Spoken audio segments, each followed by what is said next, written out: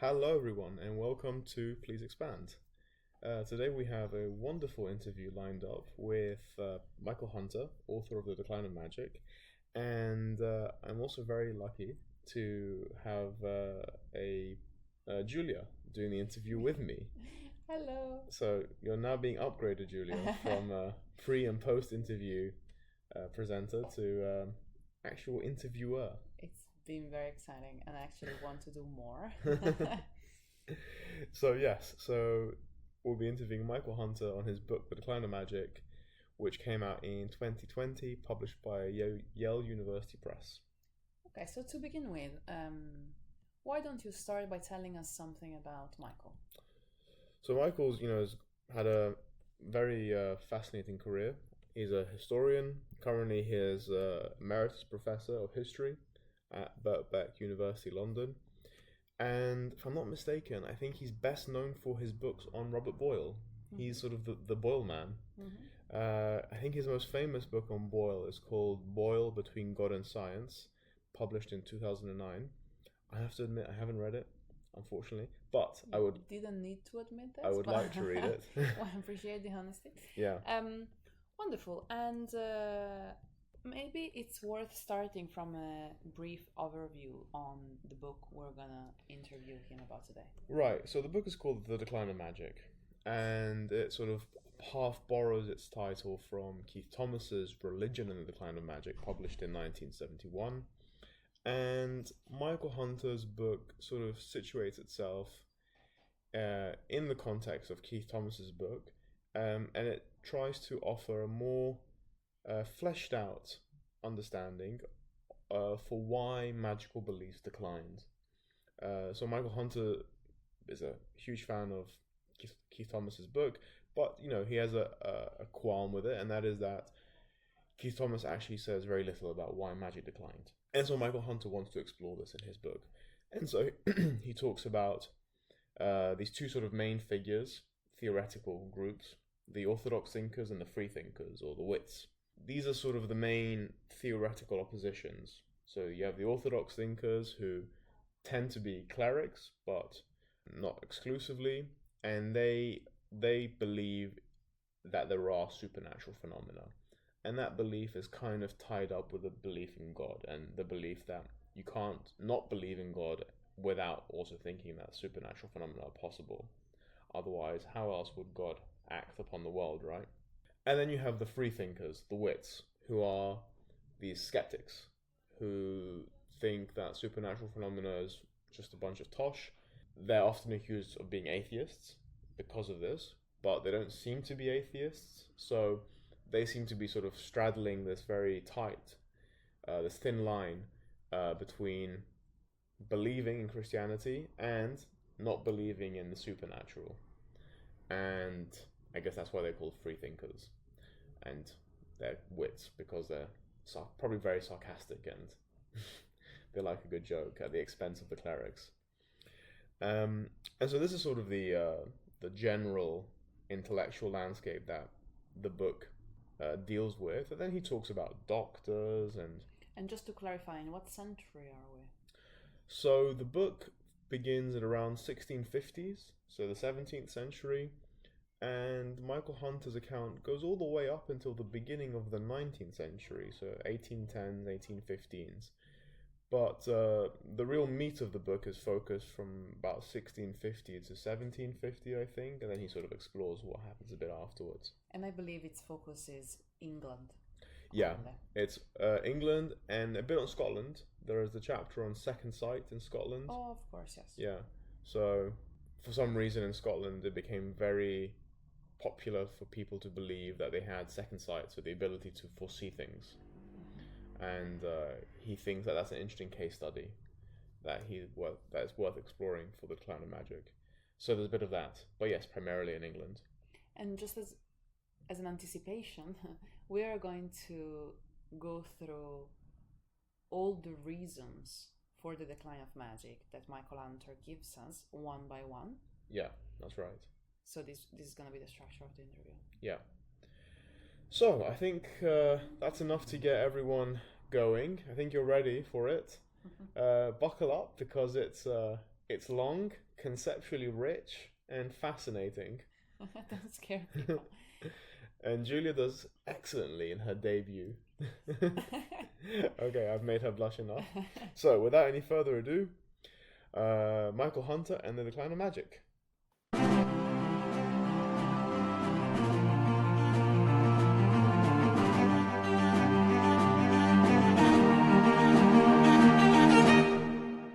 Hello and welcome to Please Expand.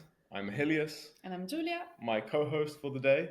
And today we'll be interviewing Michael Hunter on his book, The Decline of Magic. Michael, thank you very much for coming on the podcast. Hello.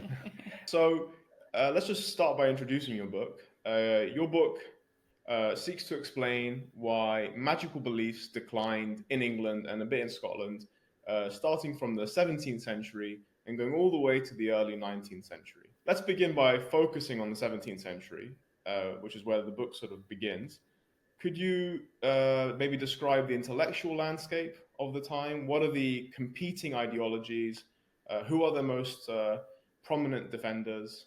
The intellectual landscape is dominated by two things. One is a reaction against the Civil War and the so-called enthusiasm that had flourished at that point, with people taking religious positions that seem to the thinkers who I'm going to be describing as orthodox as irrational and enthusiastic.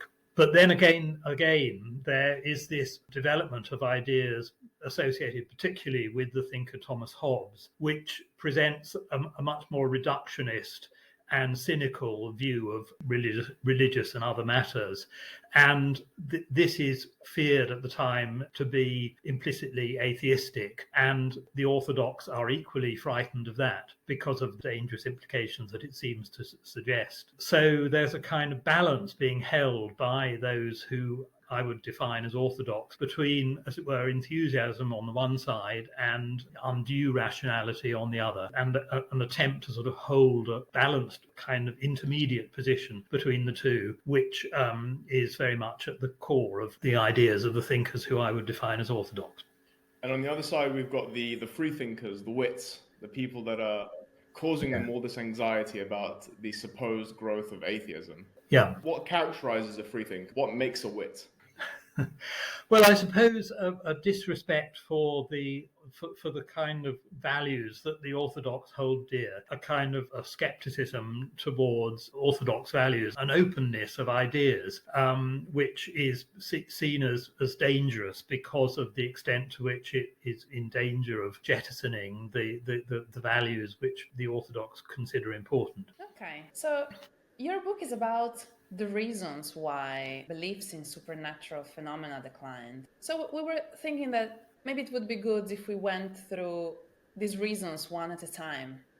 And one such reason seems to be the transition from a Baconian to a Newtonian approach to science. So in the period we're looking at, there were two competing approaches to science. One is inspired by Francis Bacon, and it favors evidence. And so roughly the idea is that one first gathers evidence, and the more the merrier. And then once you have enough evidence, you attempt to design a satisfactory theory. The other one, of Newtonian inspiration instead, designs a theory and then makes sure that any given phenomenon or new bit of information will be explained in its light. So in other words, in the face of an observation that conflicts with a well-established theory, the Baconian scientist will give priority to the observation, to the evidence, whilst the Newtonian will hold on to the theory and make sure that anything that doesn't fit with the theory will be explained away. And you explain how in the 18th century, the Newtonian approach is the winning one. And this shift in scientific style seems to have an impact on the fortune, or rather on the misfortune, of supernatural belief. So could you expand a little on the rise of the Newtonian approach and the decline of supernatural beliefs? Well, I suppose what concerns me about the Newtonian approach is that it seems to encourage a kind of dogmatic anti-supernaturalism. That's what I observed, slightly to my surprise in a way, in the case of attitudes to second sight in Scotland.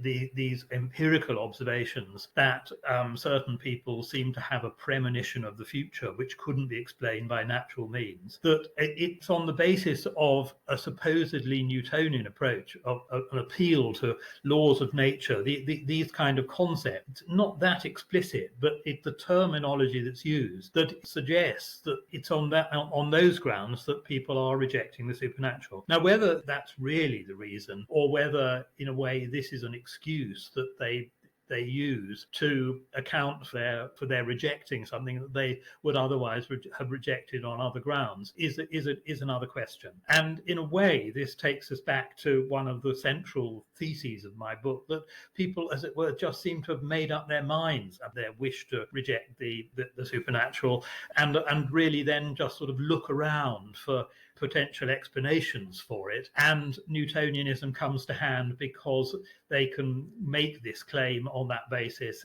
and they thereby are aligned with a sort of fashionable ethos in science.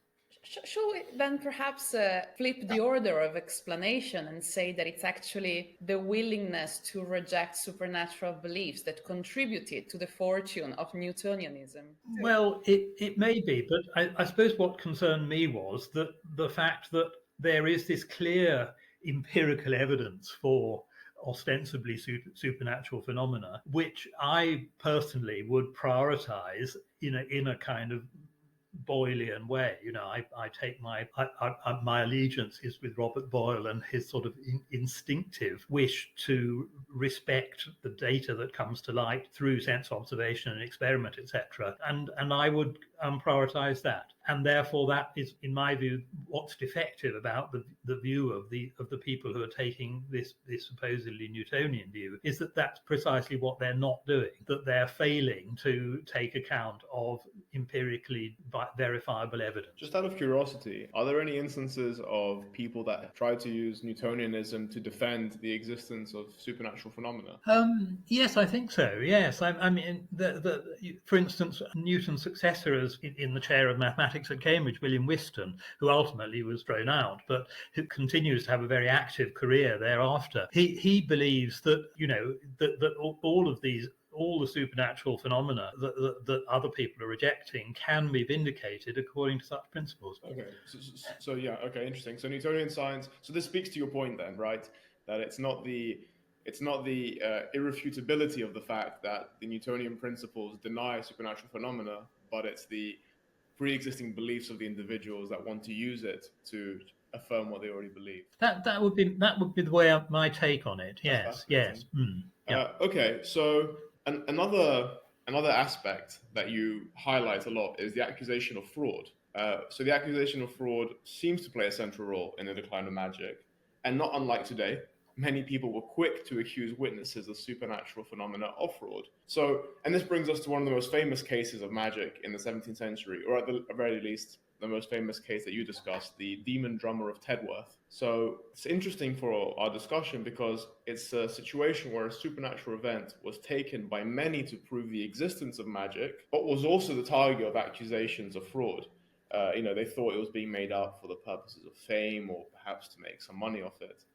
But before we discuss the particulars, could you just introduce a bit the Tedworth case to everyone? Yes, well, what happened was that this excise officer, John Mompesson, arrested a man who was making a nuisance of himself with a drum in Wiltshire and confiscated the drum and took it home to his house. And as it were, thought no more of it until strange noises and appearances occurred around the house. It's a classic case of what became in the 19th century be known as a poltergeist, whereby there are strange knockings and sounds and smells, and everyone is really upset and disturbed by it.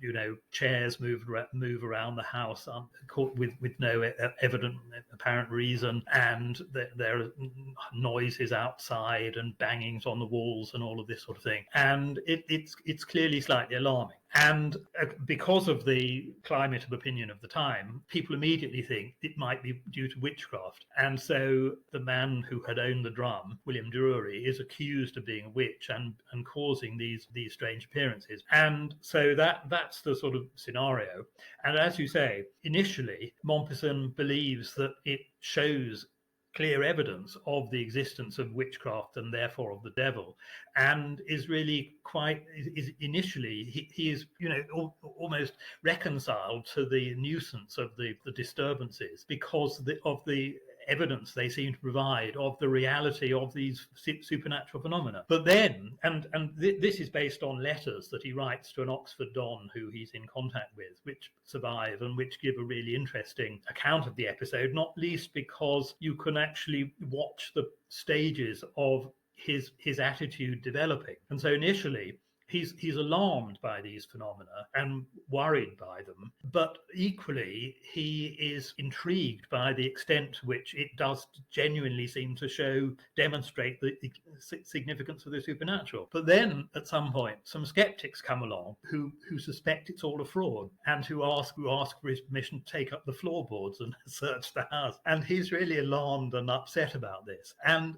that really sets in train a confrontation between these two attitudes towards the event, which continue for a century, really, for long afterwards, of skeptics who are convinced that it's a fraud and believers who consider that it's a genuine case. And that's continued to this day. There are still those who believe that Tedworth is a genuine poltergeist case and shows that the existence of the sort of supernatural powers that poltergeists are thought to be associated with. Whereas on the other hand, there are those who have dismissed it as a fraud. And this balance of rival views has continued ever since. Just very briefly, you mentioned that Mompesson becomes almost pleased by the existence of the poltergeist because it affirms the existence of the devil.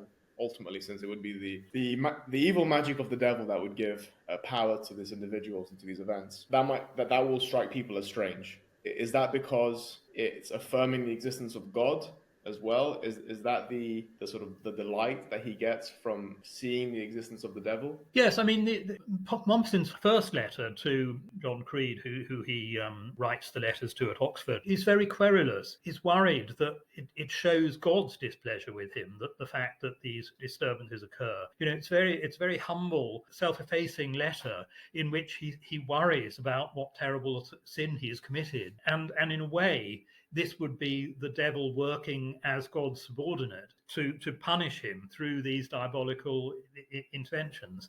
This is obviously within the context of the language of witchcraft of the period. So it's very much sort of a theistic view, but with the devil playing an active role alongside God. And so this case, amongst others, is an example of how susceptible magic or the witness of supernatural phenomena is to accusations of fraud.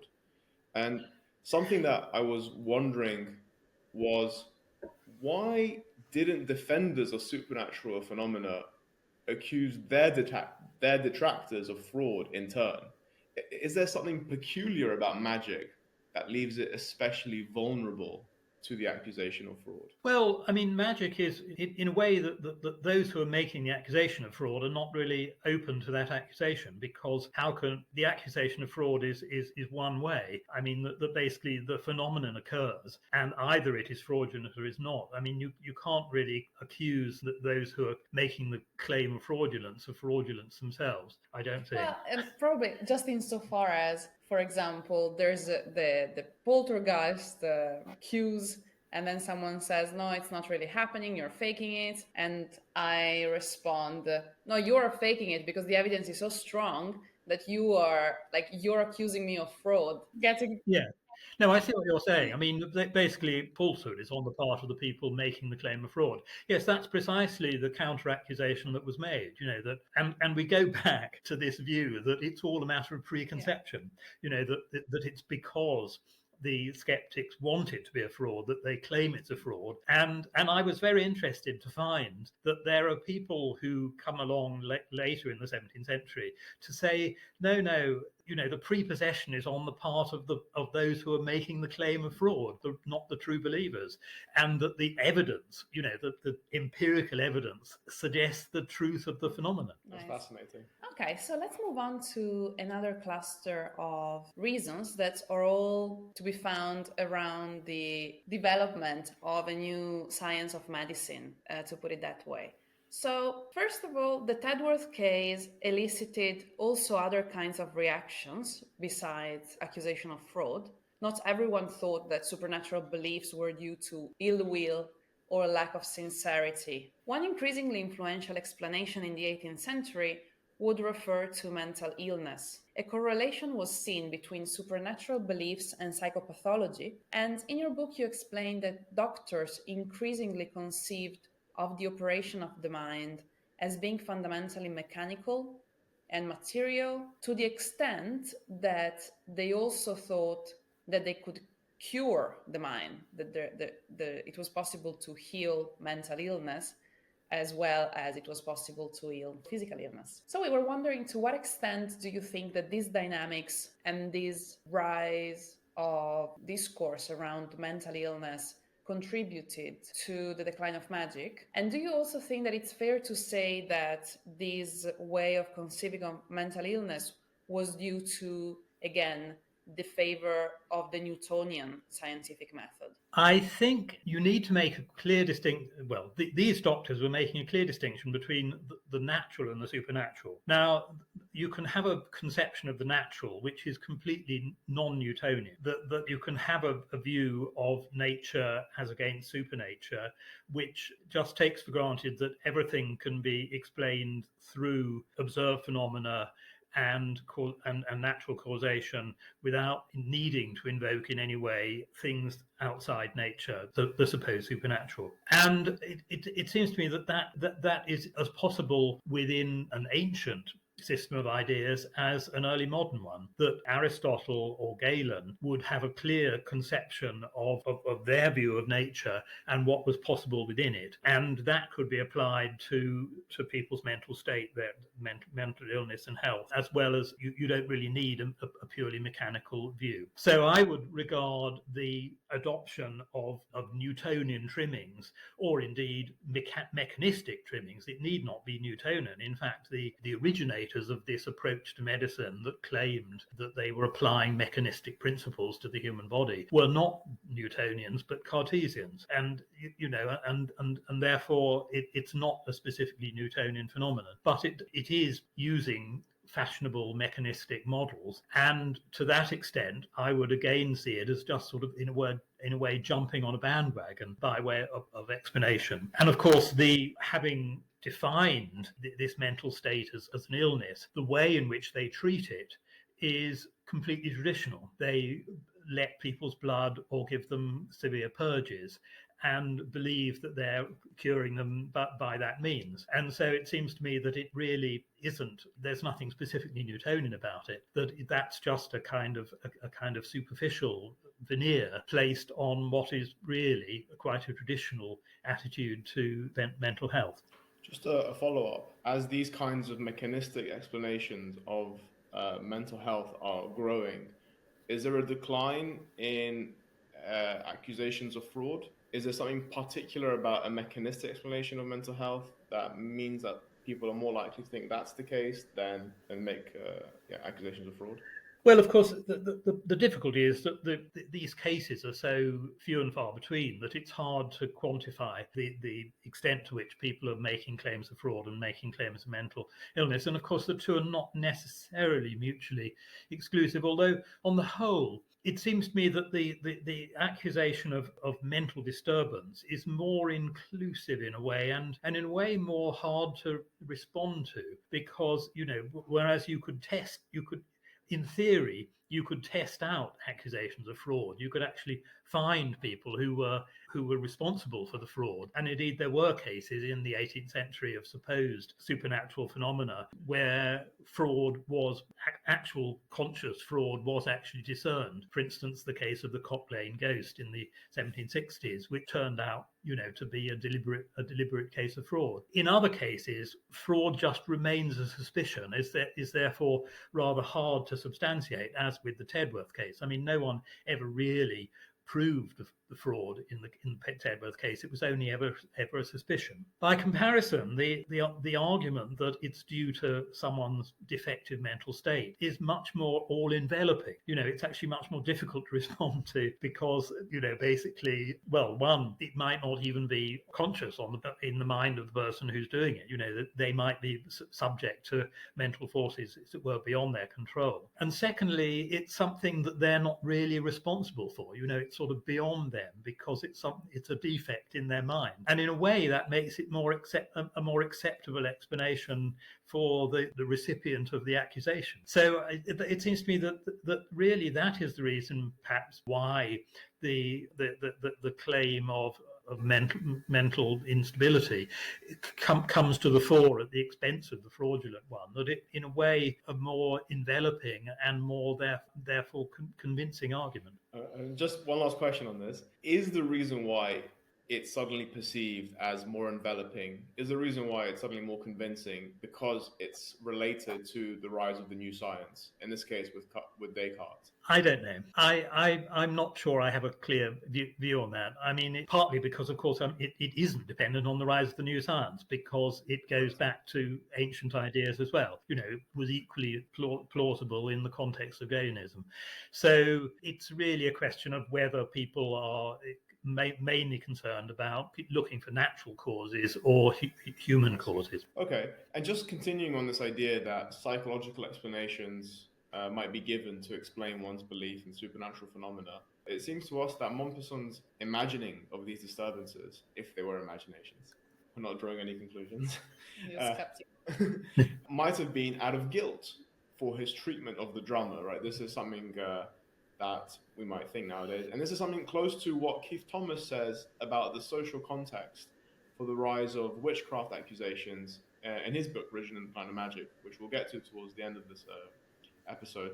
So very quickly, right, Keith Thomas posits that you've got these people in small societies, small communities, and they're rejecting these generally poor old women. They're not giving them charity, and they feel guilty about this.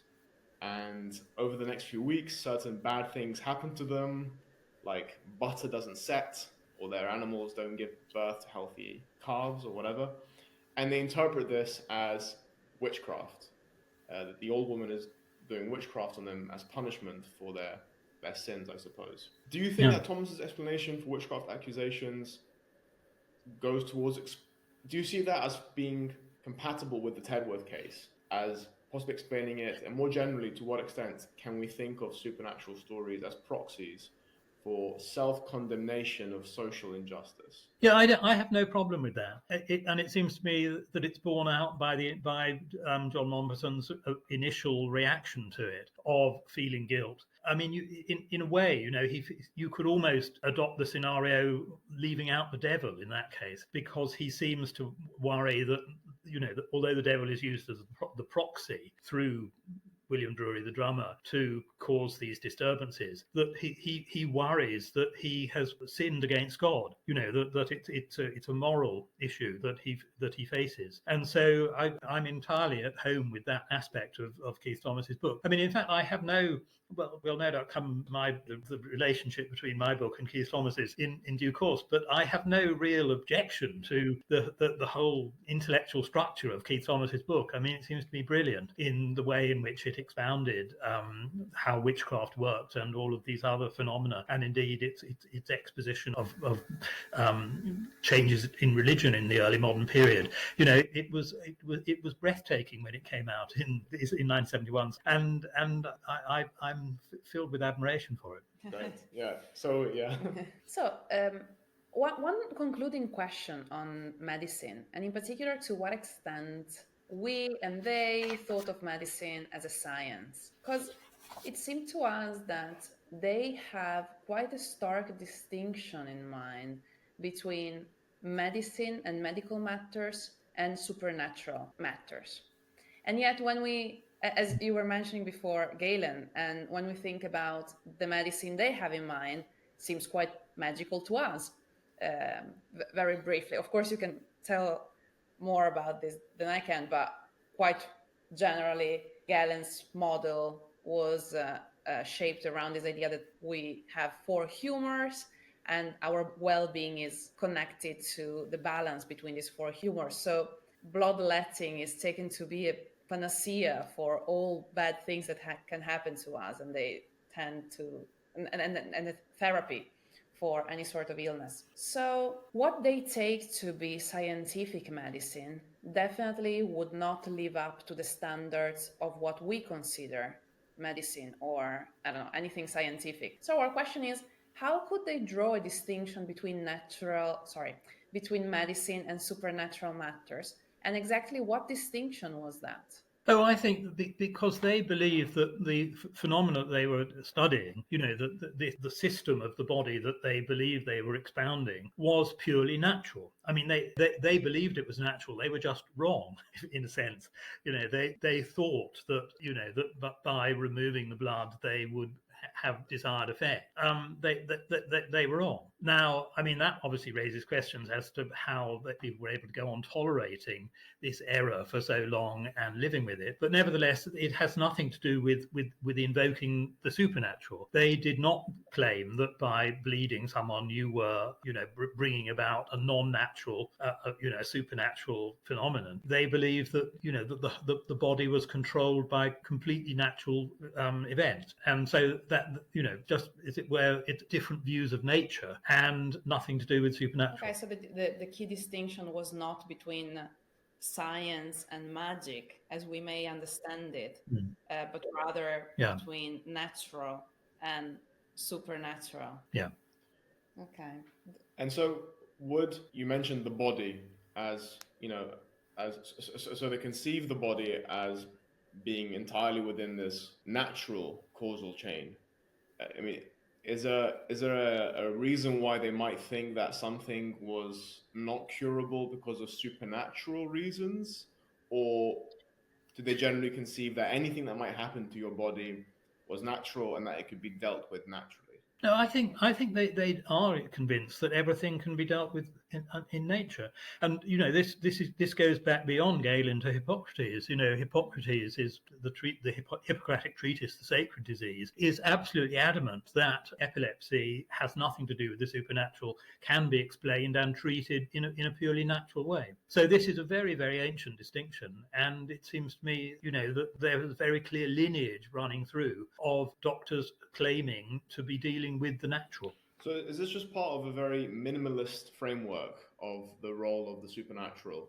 That the supernatural exists, it's sort of the abode of God, but it doesn't really interact with the natural affairs of the world. Well, that's as it were, the Hippocratic Galenic view. I mean, of course, there are challenges to that in the early modern period through the role of thinkers like Paracelsus and the Hermeticists, etc., who want to claim a much greater role for magic. And so, in a way, the doctors are always, in my view, in this orthodox Galenic doctors are always in this position of claiming that there's a strict limit to the natural. But of course, there are many other practitioners in the early modern period who we haven't really talked about very much so far, who extend the role of the supernatural and claim that they can conduct cures and so on by invoking it. And of course, they are even more attacked by those who reject magic even more strongly than anyone else. Yeah. I think that there's still a source of surprise or tension for me, because I can understand from my standpoint the sharp distinction between natural and supernatural, because we know the causes of natural processes, or at least many of them, but what they considered falling within the natural sphere must have sounded very puzzling to them. They must have come across illnesses, for instance, that they couldn't explain, or rushes that they couldn't explain because they didn't have that kind of knowledge. So I think that what puzzles me is, how could they be so adamant that it was a natural cause, Because it seems that the war they were living in was actually suggesting them or may have been suggesting that it wasn't, it was supernatural. So the fact that they thought that that was definitely a natural phenomenon seemed really to be a preconception rather than proved by the world they were living in. I don't know if I did myself. No, I take the point. Well, I'm afraid we come back to preconceptions. I mean, I think that they are predisposed to believe that everything must have a natural cause, and to be reluctant to accept anything else. And we come back. In a way, it's slightly frustrating that we keep coming back to this issue of preconception, because its planetary potential is limited, and yet it seems to be the only But answer. I think it's also extremely illuminating on the differences between that time and ours. I don't know, at least talking to you, I have the impression that at the time people were born in this world where some truths were taken for granted in a very fundamental way, and then you could not challenge them. And then some people will say, well, that's the same thing happens to us now. But I don't think so. I think that we are extremely prone to doubt in a much more profound way than they were. And I don't know. But that doesn't mean that we take for granted that things are supernatural, i.e., do not have a natural explanation. We just presume that there is a natural explanation, but it hasn't yet been found. Which, of course, is one of the key arguments against magic in the period around 1700, which my book is focused on. That to sort of say, well, so much has been explained naturally, and the boundaries of explanation constantly seem to be extending. That therefore, just give it time, and there will one day be a natural explanation for things that apparently don't seem to have an explanation. Actually, perhaps someone in 400 years will say, oh, how could they be so stubbornly holding on to the natural explanation? It's also quite disquieting, and as you said, illuminating, to think that people are not persuaded by good arguments or by evidence or by things like this, but just latch on to whatever already supports what they believe. Even though probably I think we may be sinning in the same way. We may very indeed, yeah. So far we've spoken about the decline of the Baconian approach, the rise of the Newtonian science. We've spoken about accusations of fraud and the role they played in the decline of magic, and we've just finished talking about the role that new medical explanations for supernatural phenomena played. The last thing that we'd want to talk about are these fashionable opinions. You mentioned that earlier as well. I think that's just really interesting that there are some things that are just taken to be fashionable, and because they are fashionable, they hold a certain sway over people. And we've already discussed a number of these fashionable opinions: Newtonianism, Cartesian mechanics in the case of medicine. One sort of group of people that fall within these fashionable opinions are the doctors, especially in the 18th century, for the reasons that we just discussed. And something that was equally interesting about these fashionable opinions is they are primarily transmitted orally. There are few published treatises about these skeptical ideas. And so I guess I'm just wondering, how exactly were they influential? How did these doctors get their ideas out there across? Was it through their practice? Was it through the day-to-day general practice with patients that sort of trickled down to the rest of the population? Was it through private correspondence? How did these ideas spread, particularly in the case of medicine? Yeah, I think this is a very interesting question. In fact, I've been thinking about this since writing my book. I mean, I think the simple answer is that it seems to be primarily oral. That the role of doctors in early modern England must have been almost entirely done by word of mouth. And I think that doctors, although we feel in retrospect that their therapy was completely wrong, according to what they thought were natural cures were not cures at all, but if anything may have done more harm than good. But alongside that, I think must have developed a very, very strong sort of, as it were, sort of bedside manner on the part of these doctors. I think they must have been very shrewd men. They're obviously all men in this period. No female medical practitioners, according to the who were actually accredited by the institutions that existed at the time. Obviously, there were healers, but sticking to these doctors do seem to have been the subject of a great deal of respect by contemporaries for reasons that are not entirely clear, because the evidence must have been oral. The classic case of this is John Radcliffe, who made a fortune through his medical practice, through which he endowed the University of Oxford. And, the money still pays for worthwhile initiatives at Oxford. And yet he published no real book at all, and yet was just very much respected for his shrewdness, I think, as a doctor and an advisor of people. And going back to the 17th century, it struck me thinking about this that Robert Boyle, who is quite critical of many aspects of contemporary medicine, clearly has great respect for many of his medical contemporaries, the doctors whom he knew. He clearly clearly believed that they had real insight into people's health and how to improve it, and that this was almost all done, as it were, orally. And we therefore only know about it through sort of satisfied reports and through this high reputation that they enjoyed at the time. Something we thought when considering whether doctors were influential through their practice or through private correspondence or treatises or whatnot, which probably, as you say, it was through their role in the community. We were thinking how this affects our understanding of whether they were influential for upper class people or lower class people. Because throughout the book, but also when we read Keith Thomas's book, it kept propping up the question, well, but are we talking about, who are we talking about? Whose beliefs are declining? Because, of course, if we talk about historians, intellectuals, the free thinkers, as we will shortly talk about, it's quite clear, perhaps, that we're actually talking about educated people or upper class people. Whereas if we talk about the doctors, I don't know, in my mind, I imagine the doctor in the little community going around and trying to convince their neighbors that perhaps certain things were due to imbalances in the humors rather than witches and things like that. So how do you think that thinking about the practice of doctors affects our understanding of whose beliefs were affected, basically, and were declining?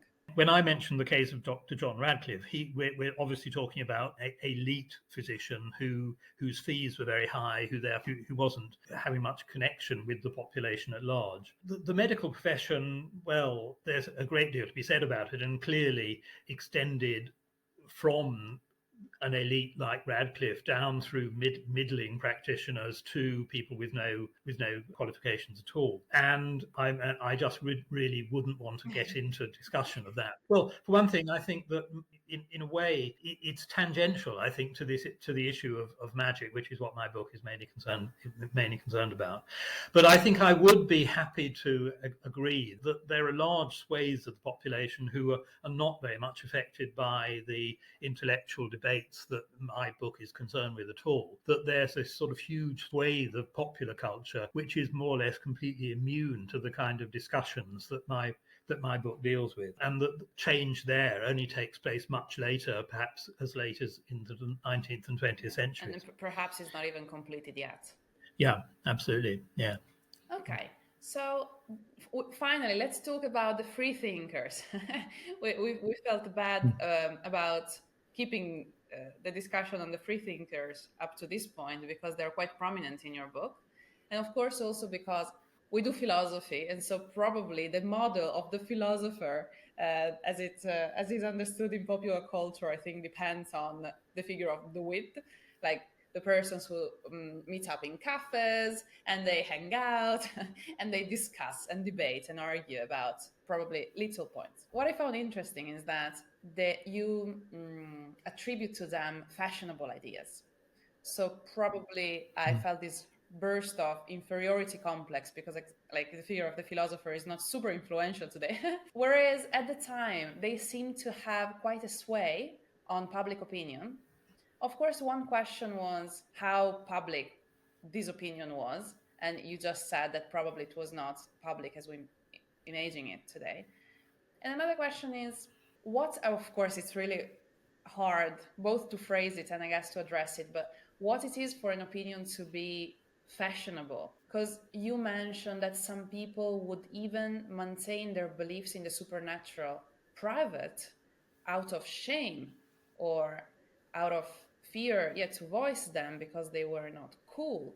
So they really must have been fashionable, these opinions. So how are we to understand this fashion? Well, it's quite elusive, but clearly there is a kind of public realm of fashionable discourse, and I suppose this is propagated or it's spread through places like coffee houses and public spaces like that, in which there's a kind of tone of discussion, and it's the tone of that discussion that defines attitudes to things like magic. And clearly, as we go through the 18th century, the sort of anti-magical tone of that is increasing, and that's why it becomes difficult for people to admit to accepting supernatural phenomena, even if they do. That they're afraid of being ridiculed for holding views like this by other people who they meet in this public sphere that they're encountering them with. And so, by definition, it's a predominantly exclusively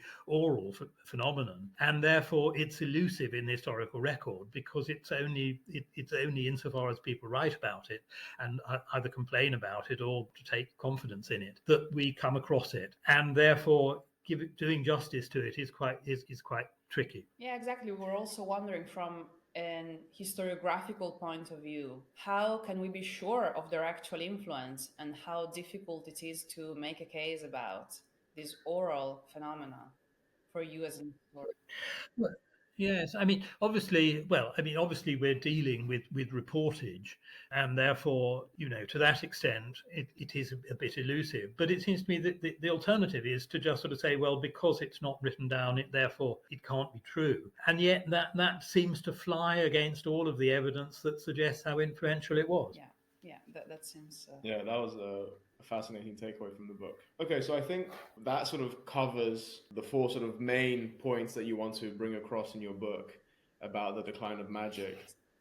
Sorry. No, please, of course. Can I ask one last thing about the free thinkers? Could you tell us something more about their background? Because, who are they? Where do they come from? Because there seem to be a bunch of cool kids coming up at a certain point out of nowhere and influencing public opinion. And I was wondering who were their parents, who are they? Well, I think they're probably my image of a typical free thinker is someone who has had a high class but probably superficial education, possibly at Oxford or Cambridge, but which he didn't take very seriously.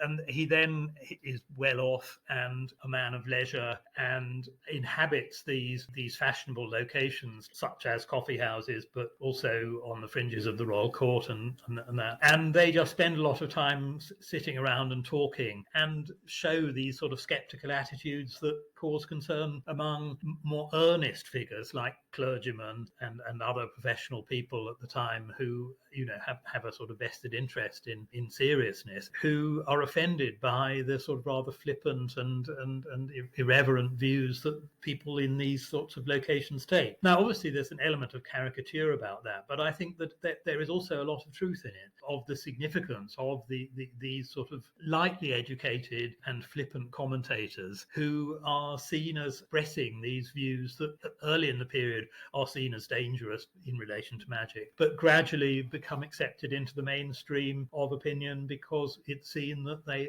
they're not as harmful as they initially appeared. Exactly, and this I find extremely illuminating as well, because if we approach the question, why did magic decline from a merely theoretical point of view, it seems to me that something remains inexplicable. Whereas if we bring the question back to people and the real world, and you have on the one hand clergymen who perhaps were a bit boring, a bit serious, a bit older, and then you have these fascinating and glamorous young superficial dandies who are definitely not dangerous, at least they don't come across as dangerous and atheists and satanists, but just appealing probably and, I don't know, alluring, then it's clear to understand why people started to see a certain opinion as more appealing. Do you think there is a formal relation between their relaxed attitude and the fact that they didn't write anything or much? Well,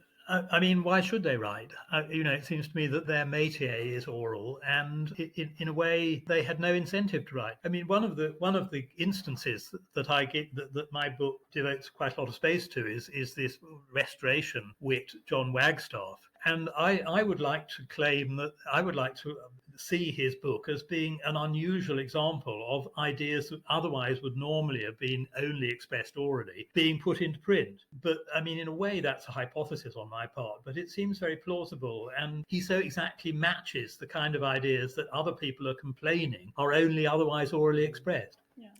Okay, so if I can conclude now, we just wanted to just ask, because your book, obviously, as we've already spoken about, points back to Keith Thomas's book, Religion and the Kind of Magic, and I'd be very interested to know, first of all, what the status of Thomas's book is in the field, as non-historians. For us, we've just read Keith Thomas's book in 1971 and your book in 2020, and we don't know what happens in between. So what is going on?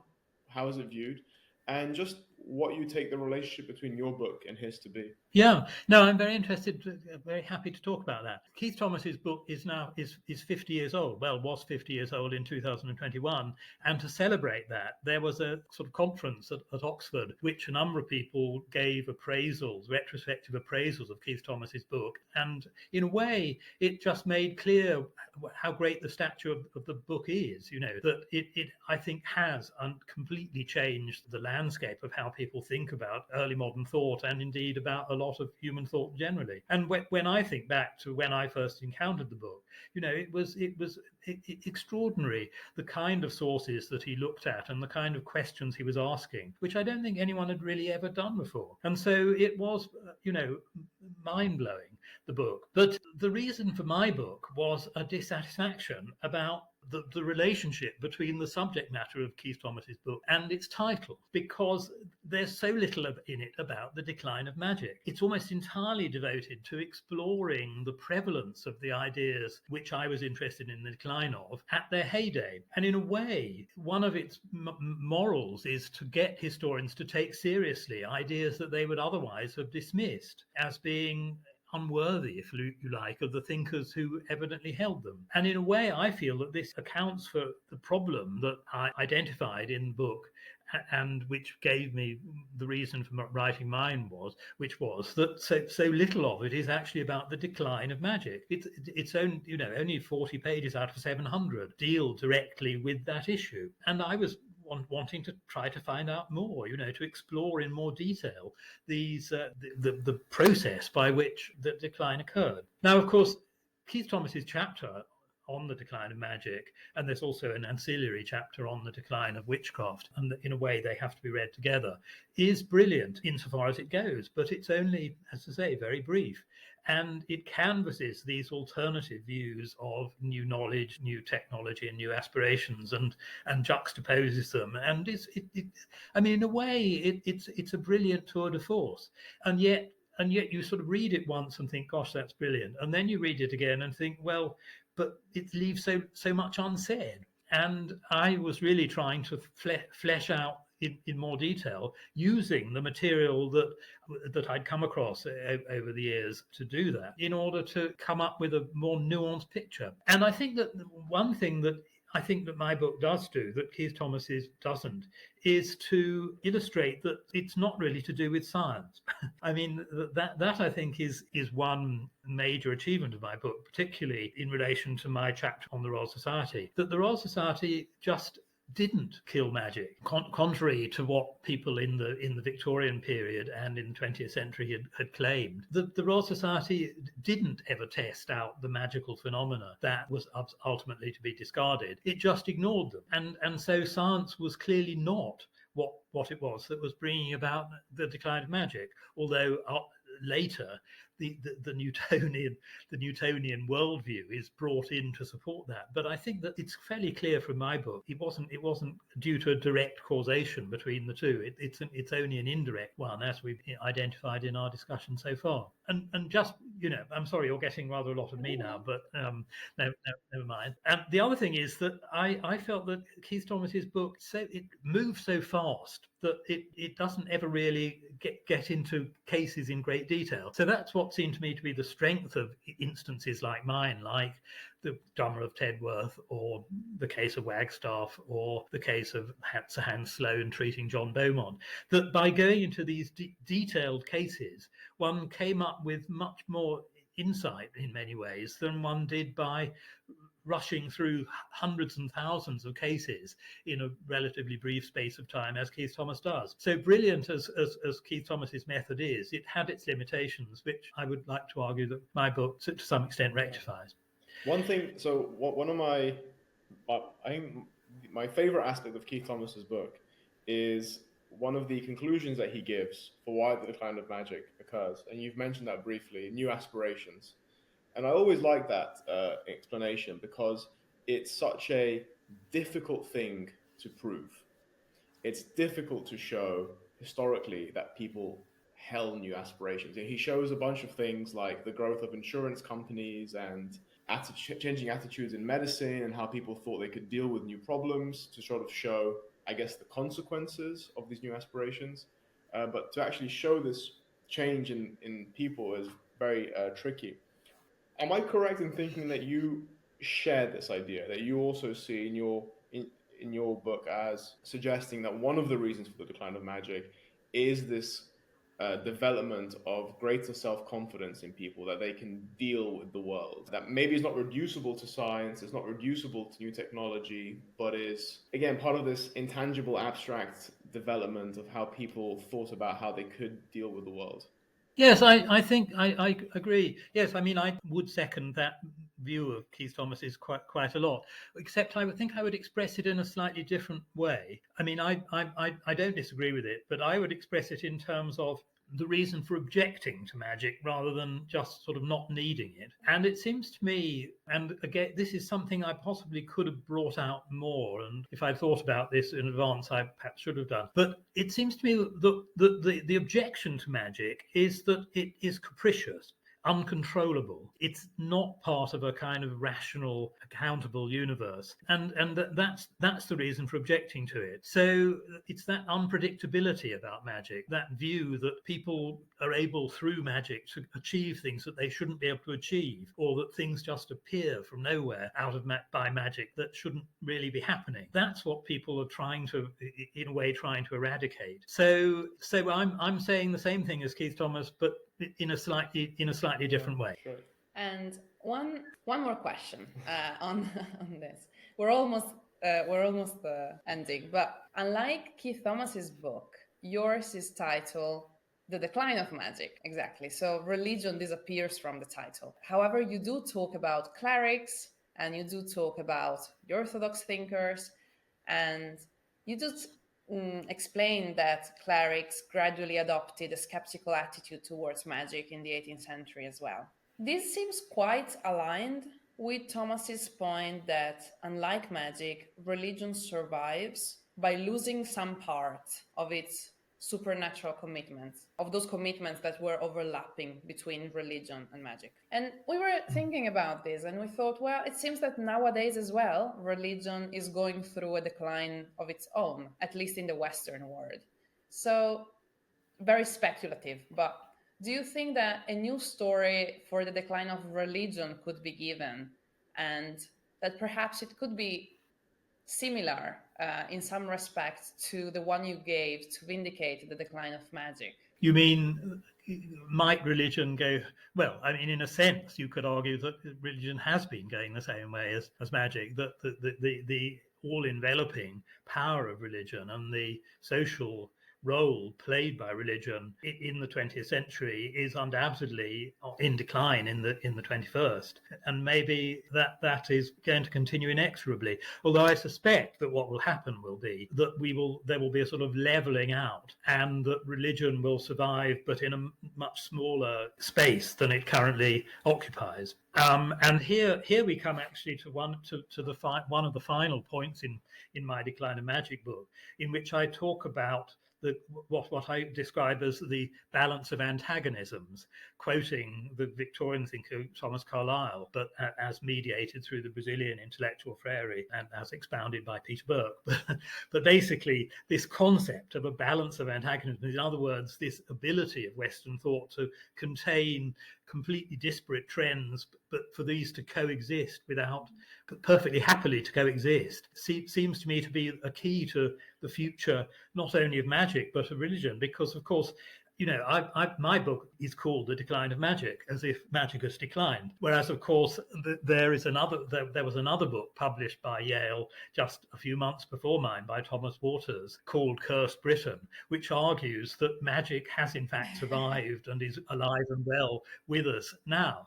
And you see, I'm not at all fazed by this, because it seems to me that this is the nature of modern Western thought, that it's perfectly capable of holding within it completely contradictory tendencies. So on the one hand, people can believe implicitly in magic and develop elaborate magical systems. And if anything, we've seen a rise of magic, haven't we, in recent years through Harry Potter and all of that. And why not? And meanwhile, religion is, I think, still in a steady process of decline, but possibly beginning to sort of level out, although it's not quite clear what will happen to the Church of England and the whole superstructure when that, you know, as that occurs. But basically, religion won't die out. It will just become a minority cult, rather like magic is. And so I don't have any trouble with that. Yeah. And I think that the lesson to bring home from your approach to subjects, it seems to me to be an apology of complexity and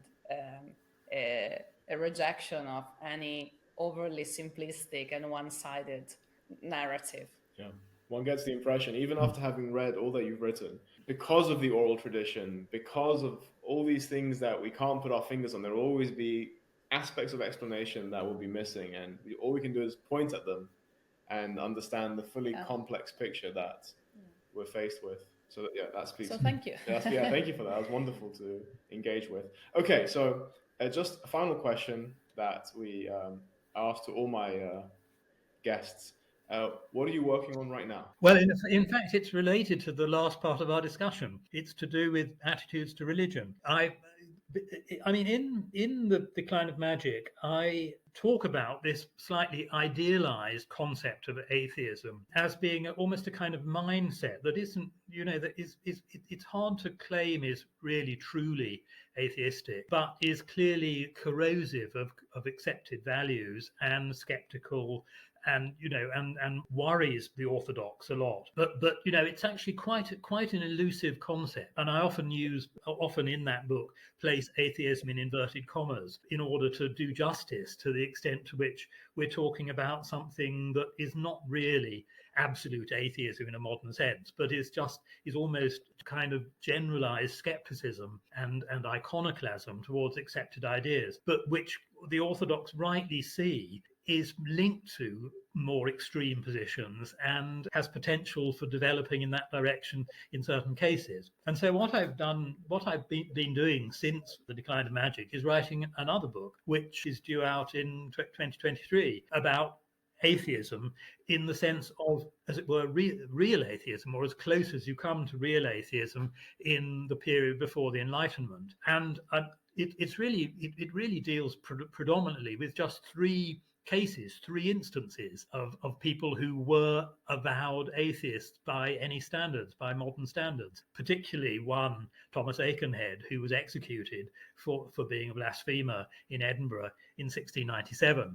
But there are two other cases as well. One, another Scottish one, of a man called Archibald Pitcairn, who wrote a really astonishingly overt atheistic treatise, which only came to light in 2016 when I published it. And also a Cambridge figure called Tinkler Duckett, who was expelled from the University of Cambridge in 1739 as an atheist. But by taking these cases and then giving them a broader background in terms of other instances, particularly Christopher Marlowe, who has been written about so much that I didn't want to go into him in great detail, but you know, just allude to his views, and also the Earl of Rochester and others, I've come up with this sort of scenario of there being real people who were really destructive of existing religion at the time, and who suffered for it, obviously intensely in Aikenhead's case, but nevertheless do account for the anxiety, help account more perhaps than the vague penumbra that I've been describing in my magic book. They account for the extreme hostility that such views achieve. What I wanted to say about them, and this again links back to the magic book, is that what these thinkers show is a supreme assurance. That's a phrase that I use to describe the people who are skeptical about magic in The Decline of Magic. But I've extended it now to look at these thinkers who are, as I say, as close as you come to real atheists in the period. And they are assured, they know they're right. They are not doubters. And I want to take issue with those who've conflated the history of atheism with the history of doubt. And it seems to me the history of doubt is essentially part of the history of religion, whereas the history of irreligion is a history much more of certainty. And that's what my book puts forward. Whether people will be convinced by it remains to be seen. Sounds awesome. Yeah, and sounds fascinating. we look forward to discussing that too. Yeah. Well, Michael, thank you very much for your time. It was hugely enjoyable to discuss your book with you. And thank you for writing it. It was excellent to read. Good. Well, thank you. I enjoyed the discussion. Excellent. Thank you. Wonderful. Bye-bye. Bye-bye.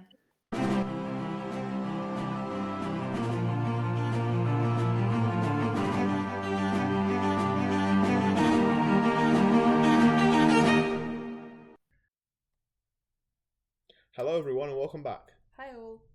So, that was Michael Hunter. I thought that was a fantastic interview. Yeah, it's super fascinating. Also, I've been dying to talk about this topic since we read Keith Thomas's book. So Yeah. it feels like it's the conclusion of a circle. Yeah, in many ways it is, right? That was the sort of the impression we got from the end of the interview. I will jump in with what I thought was really an interesting theme of our interview. Please. And that was this whole thing that kept cropping up about why people believe some things and not other things, and sort of the idea that people didn't really seem to be swayed by arguments. They just started out convinced by some position because of, I don't know, some more fundamental predisposition, and they would just argue across each other. Yeah. And there didn't seem to be any sort of progress in the development of the arguments. People just seem to just disagree with each other. Well, I think it's tricky though, because, I mean, eventually progress was made. So there must have been some sort of evolution in it. It can't be simply that people with different dogma clash. There must be a level of understanding and constructive disagreement, which I think is also what stays at the core of Michael Hunter's book, and the difficulty he was triggered by originally when he started researching on this, because it seems to me that he's trying to pin down an atmosphere and a change in not in a rational belief that people, I don't know, inferred from some premises, but an evolution in a background broad mindset. Yeah. Which of course is difficult to track. Yeah. So, I mean, you're right to point out that. So on the one hand, we have Michael Hunter's description of how these debates went, which seems to be very entrenched. And on the other hand, we have, like you said, obviously some kind of progress. There is obviously a point at which supernatural beliefs are taken less seriously. They're held by fewer people. And up until the modern age now, we seem to be distinctively less superstitious, or to believe in fewer supernatural phenomena than people used to. So clearly and we sort of seem to also be more closely aligned in some respects to the freethinkers. We're sort of skeptical about things we're more readily skeptical than ready to believe in supernatural phenomena. Although Michael did mention that book, I looked into it, The Cursed Britain, Yeah, which actually our circle is not concluding in the slightest. I think we should definitely read that at the very least, because I can also see how someone may say that the opposite is true, that actually supernatural beliefs are alive and with us. They just have a different form. Yeah, I wonder what the argument there is, because it really does seem, especially from Keith Thomas's book, which gives a much more broad picture of society, it does look as if supernatural beliefs form an essential aspect of life. It's like part of your day-to-day activity, that you try to mitigate certain misfortunes, or you try to bring about certain good fortunes. And we don't seem to have that. That sort of sphere seems to have tightened. It's smaller. There are fewer things, or fewer people, maybe. That's interesting though, because when you started to talk, I was about to say, well, for example, we have this idea of serendipity or coincidences today, which I think is a lessened version of destiny, but it is very imbuing of every aspect of our life. But then you said that the beliefs in the supernatural determine the agency of people, because you would actively try to modify these things by hiring the cunning man or whatever. Yeah. Which is actually not the way in which we think of coincidences. In a way, it's as if nowadays these beliefs in the supernatural and in, I don't know, it's what beyond our control, and we can't do anything about it. So yeah, I can put effort to find a job and, I don't know, make a life that I like, but at the end of the day, there's something I can't control. But even if you were to get a job and say, oh, what a coincidence that I met that person at that time and that led to this, you wouldn't think that there was some greater agency behind it, would you? You would have the feeling of the mysterious, and you'd have that sort of feeling that, oh, I mean, this is just too good of a coincidence to just be just chance. But if someone really pushed you to say, well, what do you mean? I don't think you'd ever conclude with, there is someone out there who is moving certain parts such that this would have happened. Yeah, I wonder if at the time they did have this belief. Do you think to this extent? I think so, yeah. Because, so there were witches. Yeah. Then there's astrology. So that's the planets and the stars determining events. Then there was all kinds of magic that depended on other people. So if something bad happened to you, because someone cast a curse on, cursed you, or cast a spell on you, or something like that. I mean, it's interesting. Or God's displeasure. I fully agree that we lost the belief in this agency, but I'm not sure if there's no room for agency at all. But I mean, this is probably disputable and very personal. What's remarkable is that, as a difference, it's just that less common. we're much more passive towards the modificability of our own. I would also say destiny, but then I also just thought about all the American rhetorics about create your own future. Well, I just don't think we believe in destiny in the same way as we used to. Yeah. I mean, there are some people who might think that things are just determined and you can't do anything about it. But I don't think people who think. But I don't think everyone thinks like that. I think people are quite convinced that they can do a lot about their lives, influence a lot about their lives.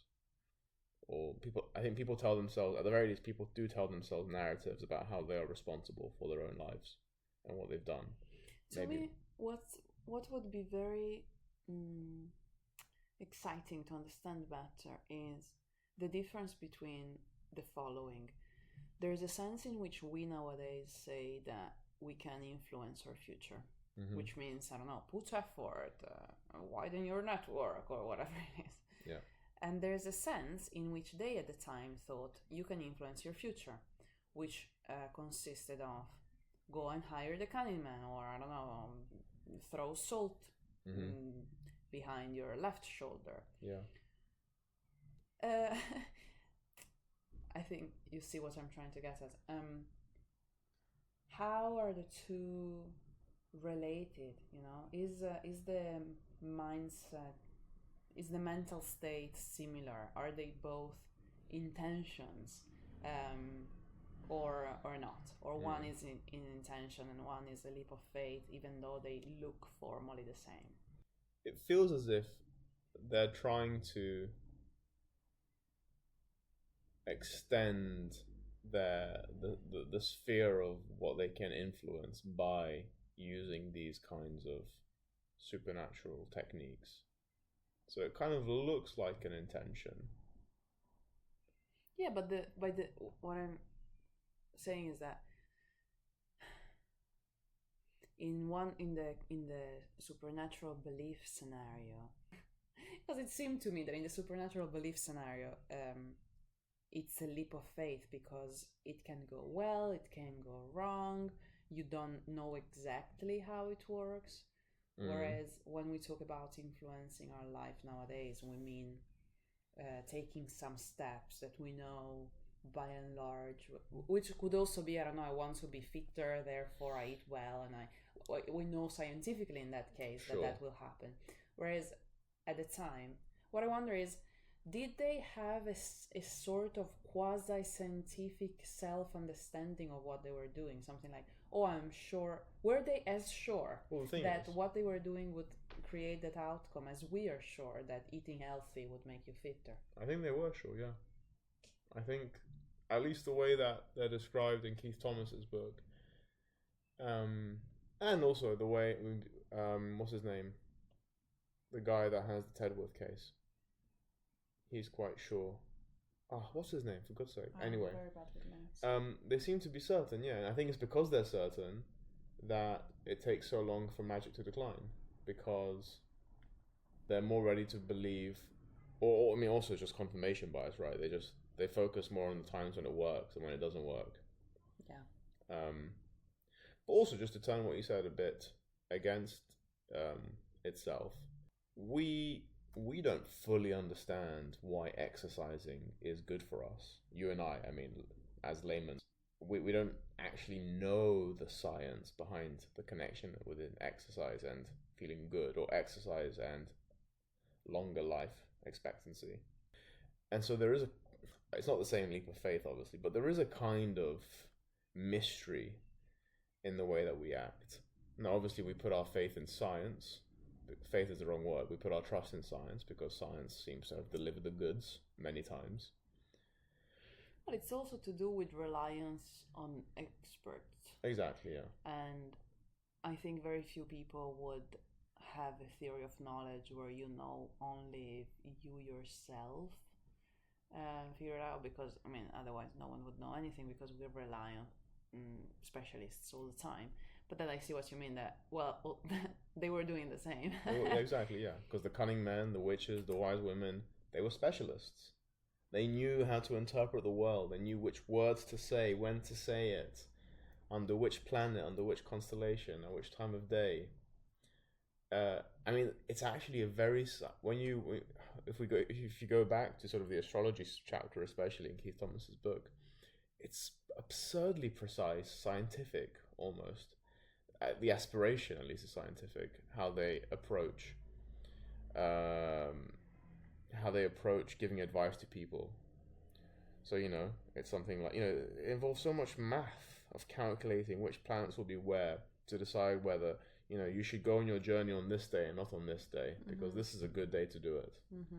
For reasons that they can give. They can actually explain to you why. It's not just that. So, yeah. How did we get here? I'm not sure, but something else that I wanted to point out is that more than once in the discussion also something else cropped up, which was the question, who are we talking about? Right, yeah. Because also now we were talking about we and they. Yeah. And it's not clear, well, to be frank, it's not clear who we is either, but surely it's not clear who they is either, because we also talked about this with Michael Hunter, and he, if I understood him correctly, tended to say that he's talking about the decline of supernatural beliefs amongst the, if not intellectuals, upper class society, whereas the supernatural beliefs stuck with the lower classes for longer. But this, I think, raises interesting question about the methodology, and like in a historiographical setting, because we're talking about the decline of magic for a certain class, but that is not that well made explicit, I would say, in the book. And we are looking at evidence that have to do not only with the predominance of these beliefs within that class, but also with the lower class. I don't know, it seems, what I'm trying to say is that if the decline ran on two parallel lanes, or one was a fast track lane where the decline was faster, then it seemed to me it would be worth separating the two discourses to begin with. But then I also understand that probably that's impossible because people, I don't know, influence each other. Or, I mean, if, of course, it's history, it's not. I mean, also, I guess it must be very difficult to know what the average person thought. I mean, all this, the material that Michael Hunter draws on, treatises, correspondence between doctors, all that kind of stuff, it would be harder to find amongst uneducated people. So you're looking for anecdotes, right, made by others. Well, but great part of the evidence, both in this book and in Keith Thomas's book, is anecdotes. And something we draw a lot upon is how many people went to visit the haunted house. And those people were not all doctors, you know, but from that piece of evidence, we do a lot with it. We say, you see, so there was more interesting than in this other moment where less people went to visit the haunted house. And I'm like, okay, but those people are not the people who wrote the treatises, which... I think it's also the case probably that the way these clerics, for example, the orthodox thinkers, thought about supernatural phenomena is probably not the way common people thought about it. The clerics probably had a very theological interpretation of it that probably involved a lot of fancy thinking. Again, one of the big takeaways from Keith Thomas's book is that popular beliefs sort of ran riot. They just sort of went by their own logic. So, and he does distinguish between popular belief and sort of educated belief.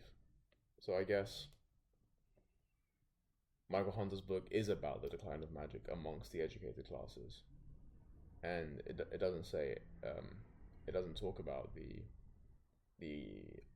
non-literate people who seem to have continued to believe in supernatural phenomena. I wonder then what the other book, Cursed Britain, is about, because maybe that is about the more popular beliefs, and so it would be consistent with Michael Hunter's book rather than being in opposition with it. Good. Okay. Maybe maybe one day we'll interview the author of Cursed Britain. Who knows? I think we should at this point. Okay then. Well, Giulia, thank you very much for doing the interview with me. Well, thank you very much. It was a pleasure. Yeah, it was really good fun to interview Michael Hunter and talk about these topics. And thank you to you, all of you, for tuning in, and hopefully you enjoyed it as well. Please feel free to get in touch, leave a comment on the website. And this is the last episode of season 2. So congratulations. Thank you very much. And I think that's all from us then. Make sure to follow me on Twitter and share me with your family and friends who think would be interested. And that's it. So thank you again. Bye-bye. Bye-bye.